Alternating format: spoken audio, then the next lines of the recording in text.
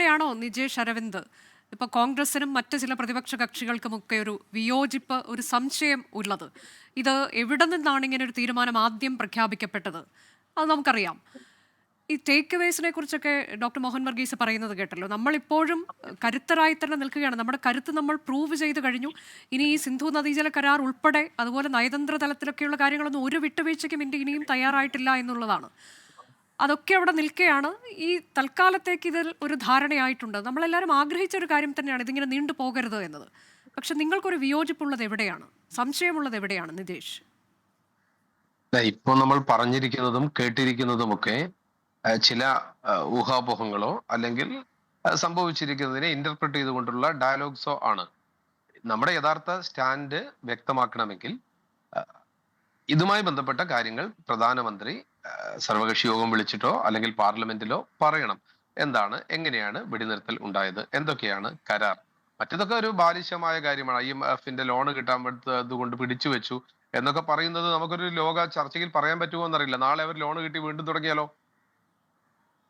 നാളെ ലോണ് കിട്ടിയതിന് ശേഷം അവർ വീണ്ടും ആരംഭിച്ച് ഇതുപോലെ ചെയ്താലോ? അതൊരു അന്താരാഷ്ട്ര കരാറിനൊക്കെ യോജിച്ച ഒന്നാണോ എന്ന് നമ്മൾ വിലയിരുത്തുക. അപ്പൊ അതൊക്കെ പറയേണ്ടത് ട്രംപിനെ, അമേരിക്കയെ നമ്മൾ ഇതിന്റെ മധ്യസ്ഥതയ്ക്ക് അയച്ചിരുന്നോ, അങ്ങനെ ഒരു മൂന്നാം കക്ഷിയെ ഇടപെടലിന് വേണ്ടി ഇന്ത്യ പോയിട്ടുണ്ടോ തുടങ്ങിയ കാര്യങ്ങൾ വ്യക്തമാക്കിയേ മതിയാവൂ. അങ്ങനെ ഒരു മൂന്നാം കക്ഷിയുടെ ഇടപെടലാണ് ഇതിന് ഉണ്ടായതെങ്കിൽ, അല്ലെങ്കിൽ ഇന്ത്യ ഇനിഷ്യേറ്റ് ചെയ്തുകൊണ്ട് ഒരു മൂന്നാം കക്ഷിയെ ഇതിനു വേണ്ടി ഇൻവൈറ്റ് ചെയ്തിട്ടുണ്ട് എങ്കിൽ അത് പറയണം. ലോകത്തോട് പറയുക എന്നുള്ളത് വളരെ പ്രധാനപ്പെട്ട കാര്യമാണ്. അത് പറഞ്ഞിട്ടില്ല എന്നുള്ളതാണ് ഞങ്ങളുടെ ഒന്നാമത്തെ വിയോജിപ്പ്. രണ്ടാമത്തെ വിയോജിപ്പ്, നമ്മളിതൊരു വലിയ കാര്യങ്ങളൊക്കെ പറയുന്ന സമയത്തും ദിവസങ്ങൾ 15 കഴിഞ്ഞു. ഇന്ത്യയിലെ 26 സാധാരണക്കാരായ ആളുകളെ, ടൂറിസ്റ്റുകളെ 7 പേർ വന്ന് വെടിവെച്ച് കൊല്ലുകയാണ്. ഇന്ത്യക്കകത്ത്, പ്രത്യേകിച്ച് ടൈറ്റ് സെക്യൂരിറ്റി ഉള്ള ഇന്ത്യക്കകത്ത് ഇങ്ങനെ വന്ന് ഒരു സംഭവം നടന്നിട്ടുണ്ട്. അങ്ങനെ നടന്നതിന് ശേഷം ഈ ആളുകളെ, ഭീകരവാദികളെ, ഈ 7 പേരെ നമ്മൾക്ക് എന്ത് ചെയ്യാൻ സാധിച്ചു എന്നൊരു ചോദ്യം, ആ ചോദ്യത്തിന് ഉത്തരം പറയേണ്ടത് ഗവൺമെന്റ് ആണ്. നമ്മൾ ആ ഭാഗത്തേക്ക് സ്പർശിക്കുന്നില്ല. ഇത്രയേറെ ടൈറ്റ് സെക്യൂരിറ്റി ഉള്ള, ഓരോ 100 മീറ്ററിലും 200 മീറ്ററിലും പോലീസുകാരുള്ള, അതിർത്തി സംരക്ഷിക്കുക, അതിർത്തിക്കകത്തേക്ക് വരുന്ന ആളുകളെ മുഴുവൻ വളരെ കൃത്യമായി മോണിറ്റർ ചെയ്ത് മാത്രം കൊണ്ടുവരുന്ന കാശ്മീരിനകത്ത് ഒരു സുരക്ഷാ വീഴ്ച ഉണ്ടായിട്ടുണ്ടോ, ആഭ്യന്തര സുരക്ഷയിൽ പ്രയാസം വന്നിട്ടുണ്ടോ എന്നുള്ളതിനെ അഡ്രസ് ചെയ്യേണ്ടത് ഗവൺമെന്റ് ആണ്.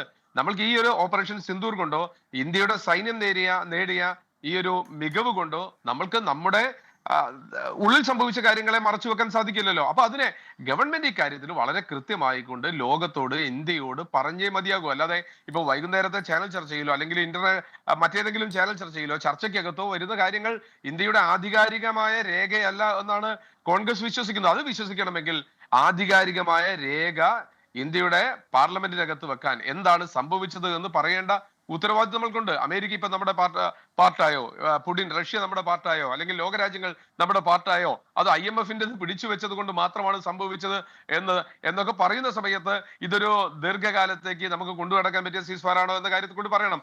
IMF-ന് ലോൺ മാത്രം വെച്ചുകൊണ്ട് ഒരു ഇതുപോലെയുള്ള ഒരു ഓപ്പറേഷൻ നിർത്തിവെക്കുക എന്നൊക്കെ പറഞ്ഞാൽ ചിലപ്പോ നമുക്ക് വിശ്വാസയോഗ്യമാവാൻ സാധ്യതയില്ല.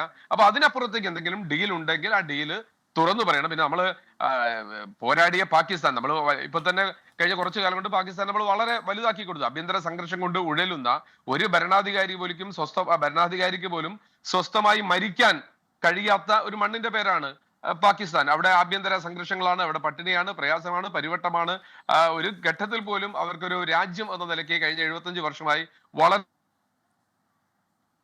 അതെ, അതാണ് പാകിസ്ഥാനിലെ ആഭ്യന്തര പ്രശ്നങ്ങളുണ്ട്, ആഭ്യന്തര സംഘർഷങ്ങളൊക്കെ ഉണ്ട്. അതിനിടയിലാണ് ഇത് ഏത് തരത്തിലേക്ക് ഇത് സാധ്യമായി, അതിലൊരു ഇടപെടൽ ഉണ്ടായിട്ടുണ്ടോ എന്നുള്ളതാണ് പ്രതിപക്ഷം ഏറ്റവും മുഖ്യമായി ഉന്നയിക്കുന്നത്.